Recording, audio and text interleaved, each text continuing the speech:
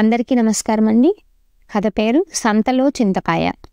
రాసినవారు కాశీ విశ్వనాథం పట్రాయుడు గారు. చదువుతున్నది పద్మావతి. సత్యం మాస్టారు తెలుగు ఉపాధ్యాయులు.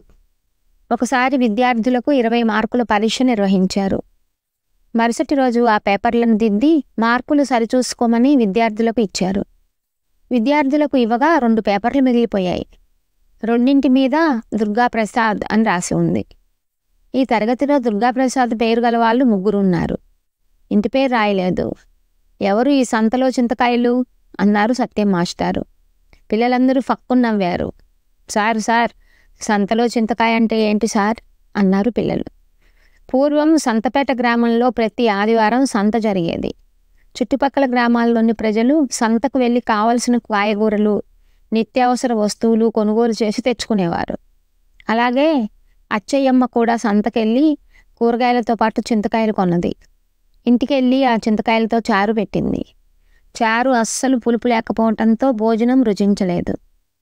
ఎలాగైనా ఆ దుకాణదారుణ్ణి కలిసి బుద్ధి చెప్పాలి అనుకుంది. ఆదివారం రానే వచ్చింది. చింతకాయలు పట్టుకొని సంతకెళ్ళింది. చింతకాయలు ఎవరి దగ్గర కొన్నదో అచ్చయ్యమ్మకి గుర్తులేదు. ఒక దుకాణం దగ్గరికి వెళ్ళి, బాబు ఈ చింతకాయలు పులుపు లేవు, నన్ను మోసం చేశావు అంది. ఎల్లెల్లవమ్మా, ఎవరైనా దూరి చూస్తారా ఏంటి?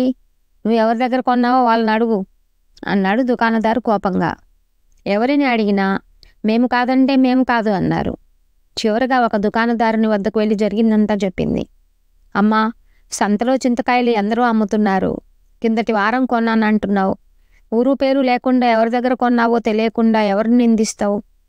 నీలాగే ఒక ఆవిడ గాజుల మలారం వాడి దగ్గరికి వెళ్ళి లచ్చకి గాజులు కావాలని చీటీ చూపించిందంట. చీటీ చూసి గాజులు ఎలా ఇవ్వగలను, కొలత చెప్పు అన్నాడట. ఆమె చెప్పలేక తెల్లమొహం వేసిందట.